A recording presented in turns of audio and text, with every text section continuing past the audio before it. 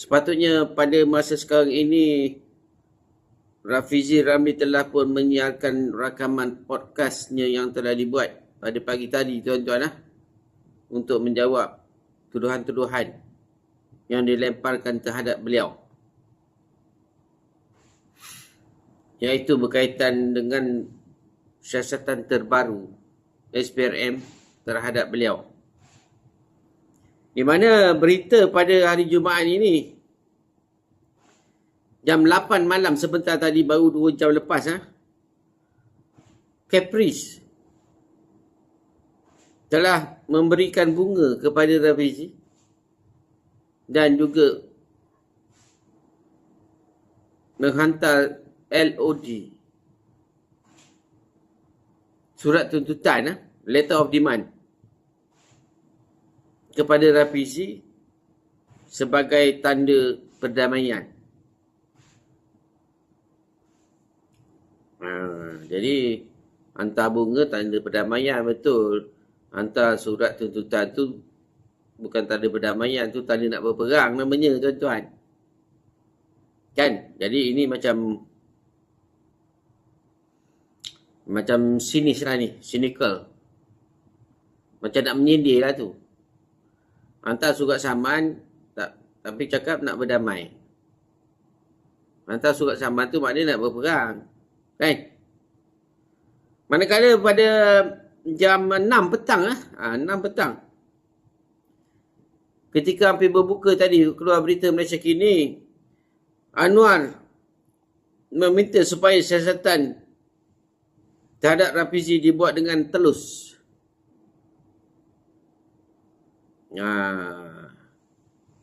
Jadi Anwar dah bercakap 2 kali lah berkenaan Rafizi ni. Semalam Taqiyuddin Hasan menuntut supaya ditubuhkan RCI untuk menyiasat Rafizi Ramli. Anwar telah membalas, jangan menghukum sehingga siasatan selesai. Kalau ada dakwaan, biar siasatan selesai, jangan hukum dulu. Memanglah mana ada orang hukum Rafizi, tuan-tuan, kan? Siapa boleh hukum Rafizi? Kan? Perkasa PPIM tak boleh hukum Rafizi. Taqiyuddin Hasan tak boleh hukum. Caprice tak boleh hukum. Siapa-siapa pun tak boleh hukum Rafizi. Yang boleh hukum Rafizi hanya hakim. Hanya hakim aja yang boleh hukum Rafizi. Kalau dia bicarakan. Mungkin maksud Anwar itu jangan menuduh lah. Jangan menganggap Rafizi telah bersalah lah maksudnya. Sebab siasatan pun belum bermula. Macam mana pula Rafizi nak dia pasti bersalah? Macam itulah konon-konon. Ini cerita konon-konon, tuan-tuan. Ini cerita konon-konon. Tuan-tuan jangan lupa kan Mak Lampir tu berperang dengan Datuk Panglima Kumbang. Mak Lampir itu nama dia Siti Lampir. Dia nak memusnahkan Datuk Panglima Kumbang sebab dendam. Jadi mungkin adalah kemungkinan Datuk Panglima Kumbang pun pandai jugalah acah-acah main wayang. Nak ngurat Mak Lampir balik. Seolah-olah Mak Lampir itu puteri campur yang sangat cantik. Padahal masa tu puteri campur tu dah jadi Mak Lampir, kan? Ini cerita konon-konon ni, tuan-tuan. Jangan menghukum Rafizi sebelum siasatan selesai. Kalau siasatan selesai, pun kita tak tahu Rafizi salah ke tak salah. Siasatan sekat siasatan aja lah. Kalau pendakwa raya kata ada kes contoh kan, dia bawa ke mahkamah. Rafizi boleh lawan, boleh pasang lawyer. Sampai peringkat pendakwaan pun kita tak boleh kata Rafizi salah lagi. Tengoklah fakta kes tu macam mana, kan? Habis hari ni pukul 6 petang dekat-dekat berbuka tadi, Anwar keluar lagi Malaysia Kini meminta supaya siasatan terhadap Rafizi dibuat secara transparan, telus. Ini benda berat ini, tuan-tuan, kan? Benda berat ini. Saya rasa Rafizi pun dah banyak kali bercakap lah berkenaan perkara ini. Dia kata ini satu intimidasi, ini politically motivated. Ini nak suruh dia diam, nak suruh dia jangan cakap banyak. Kalau dia cakap banyak, dia akan didakwa itu, ini. Rafizi dah banyak kali jugalah mengulas berkenaan perkara itu, tuan-tuan. Jadi 3 hari lepas Rafizi cakap dia akan saman pempengaruh yang menuduh dia terlibat dengan rasuah. 3 hari lepas, kita tak tahu siapa pempengaruh itu. Jadi, hari semalam, saya pun cari juga siapa pempengaruh yang menuduh Rafizi itu kan. Sebab, macam saya pun cari jugalah apa benda cerita sebenarnya ni kan. Kita tak tahu hujung pangkal ini, tuan-tuan. Cuma ialah kita tengok dekat media keluar begini, kat TikTok keluar begini, Menteri Kanan akan disiasat ini dengan terlibat rasuah 1.1 bilion ketika menjadi Menteri Kanan itu, ini. Bekas Menteri Kanan. Kemudian entah siapa pula yang buat spekulasi. Menteri Kanan ni dulu siapa? Ini Azman Ali bukan Menteri Kanan. Razi Jidin bukan Menteri Kanan. Siapa lagi? Ismail Sabri bukan Menteri Kanan. Ada 4-5 orang dah disenaraikan bekas Menteri Kanan. Puak-puak ni punya main lah tuan-tuan. Ini semua puak-puak ni punya main. Kan? Masa tu 4-5 orang dah dia senaraikan. Tapi nama Rafizi tak ada. Saya pun tak tahu bekas Menteri Kanan apa. Lepas tu Perkasa yang buat laporan pada SPRM kan? Perkasa dengan PPIM. Rafizi cakap dalam masa 3 jam sepatah kilat SPRM keluarkan kenyataan akan menyiasat ini aduan ini berikutan penyelewengan. Belum apa-apa dah penyelewengan. Apa benda kita tak tahu hujung pangkal ini tuan-tuan kan. Lama-lama baru dia orang puak-puak ni spill sikit lah apa benda ceritanya kan. Dia spill lah sikit. Rafizi pun mengaku lah yang dimaksudkan Menteri Kanan tu dia kan. Apa benda dia cerita? Oh rupanya berkenaan dengan joint venture.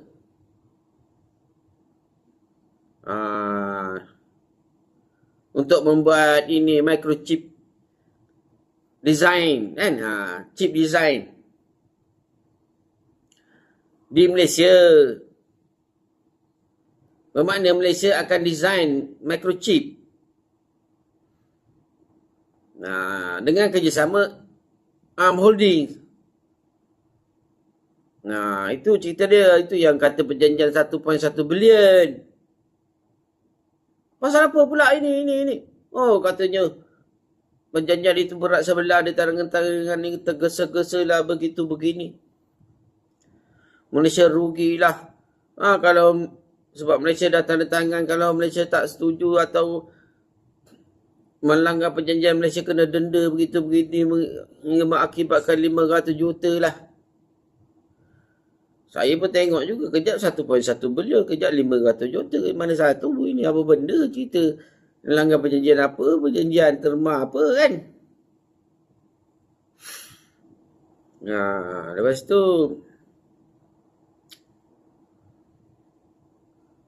keluar pula ini berkenaan dengan joint venture UEM dengan Itramas. Untuk membekalkan tenaga elektrik berjumlah 1 gigawatt.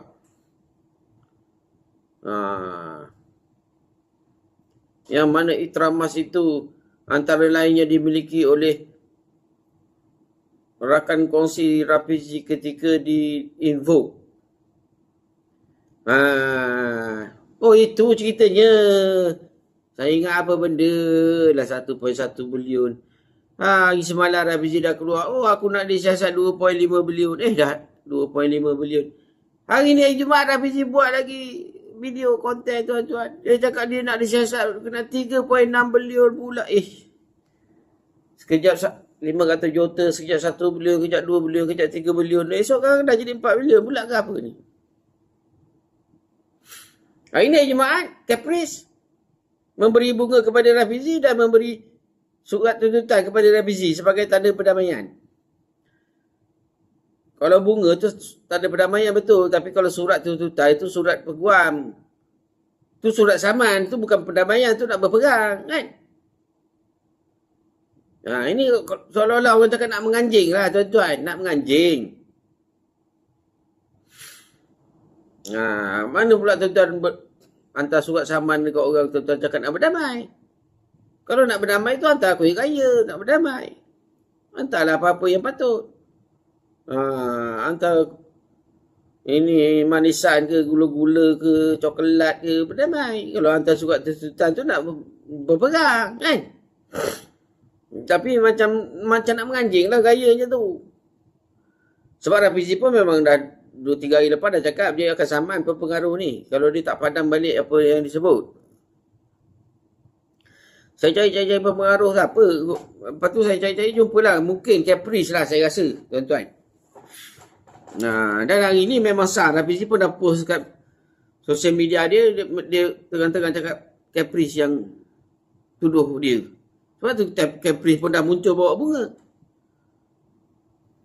Petang tadi, pukul 2. Dia bagi tempoh kepada Rafizi. Turunkan balik posting Rafizi sebelum jam 5. Amboi. Pukul 2 bagi amaran, pukul 5 kena turunkan. 3 jam aja tuan-tuan. Patut bagilah masa 24 jam ke 48 jam ke 36 jam ke kan. Bukannya 3 jam. Ni nampak gaya nak menganjing lebih. Bukan apa tuan-tuan. Jadi yelah saya tak pernah dengar lah orang bagi tempoh 3 jam kan. Sebab Rafizi nak tengok posting tu pun ambil masa juga. Bukan orang tu post dia tengok. Orang tu post dia pun boleh tahu benda tu ada orang post. Kan ambil masa juga kan. Tapi tak apalah, itu dia berdua punya pasal. Jadi saya tengok apa yang Rafizi kata Caprice sebab apa kan. Rupanya berkenaan dengan posting yang ni lah dalam TikTok. Caprice. Apa yang dia cakap tuan-tuan? Waktu Rafizi Menteri Ekonomi, he oversaw a direct nego punya project awarded to Intramas direct nego. Waktu tu dia punya CEO is this guy, Mr. Lee Chu-bu. This was the award ceremony. That is you, Menteri Ekonomi, and that is Mr. Lee Chu-bu. The bigger problem here in Malaysia is Mr. Lee Chu-bu ni pernah ada saham dalam syarikat Invoke. Apalah Caprice, nanti mesti penyokong Rafizi akan panggil Caprice Ceplos. Ini diulah pula oleh siapa ni? Wan Hadi. Wan Hadi ni setakat yang saya faham lah. Kalau silap saya minta maaf tuan-tuan lah. Setakat yang saya faham, Wan Hadi ni orang Anwar Ibrahim. Atau ada pro Anwar Ibrahim. Macam Caprice tu saya tak berapa tahu sangat lah dia siapa tuan-tuan. Ada orang cakap dia ni masa zaman Muhyiddin, dia sokong Muhyiddin. Sokong Perikatan Nasional. Tapi bila zaman Anwar Ibrahim, dia sokong Anwar Ibrahim pula. Saya tak tahu betul atau tidak. Sebab, yalah yang saya tahu dia bawa isu-isu yang tak ada kena-mengena dengan politik sebelum ni. Isu-isu yang dia menyerang individu-individu yang bukan ahli politik. Itu saya tahulah. Tapi saya tak tahu dia condong ke mana. Ada orang cakap, dulu dia condong kepada Perikatan Nasional. Masa Muhyiddin Perdana Menteri. Tapi hari ni dia condong kepada Anwar Ibrahim. Sebab Anwar Ibrahim Perdana Menteri. Betul atau tak betul, saya tak tahulah tu. Kalau betul, saya fikir-fikir kalau betul, dia ni lebih kurang macam blogger Mak Sentul jugalah. Kalau betul lah tuan-tuan. Kalau tak betul, taklah kan. Kalau betul macam tu, Muhyiddin Perdana Menteri awak sokong Muhyiddin. Anwar jadi Perdana Menteri awak sokong Anwar. Awak dah tak peduli Muhyiddin. Itu lebih kurang macam blogger Mak Sentul lah. Kita tengok blogger Mak Sentul kan. 2017 dulu dia sokong Najib. Najib Perdana Menteri dia sokong Najib. Lepas tu bila Najib dah teruk, kena hentam. Sebelum dekat pilihan raya umum tu Najib dah teruk kena hentam. Blogger Mak Sentul pun dah beralih arah. Dia sokong Mahathir pula. Dia dah hentam pula Najib. Blogger Mak Sentul, tuan-tuan. Mahathir.